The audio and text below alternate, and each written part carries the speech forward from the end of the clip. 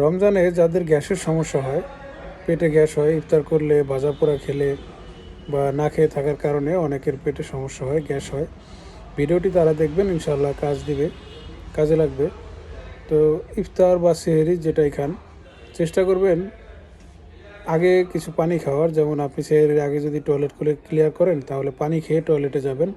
একটু বেশি করে পানি খেয়ে টয়লেটে যাবেন, সময় নিয়ে টয়লেট করবেন, টয়লেট একদম ক্লিয়ার করে করার চেষ্টা করবেন। তারপরে সেহরি খাবেন এবং সেহরি খাওয়ার সাথে সাথেই পানি খাবেন না।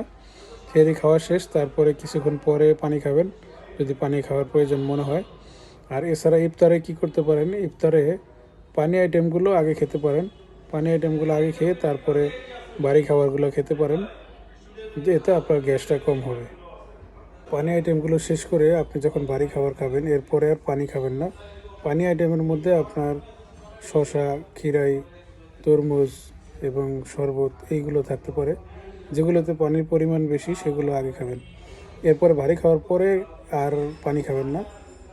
এরপরে নামাজ পড়ে ফেলবেন মাগরিবের। এরপরে 20 মিনিট 30 মিনিট পরে ওই সেহরির বা সেহরি খাওয়ার শেষ সময় থেকে 20-30 মিনিট পরে তখন আবার আপনি পানি খেতে পারবেন বা এরপরে পানি খাবেন, তাহলেও গ্যাস কম হবে।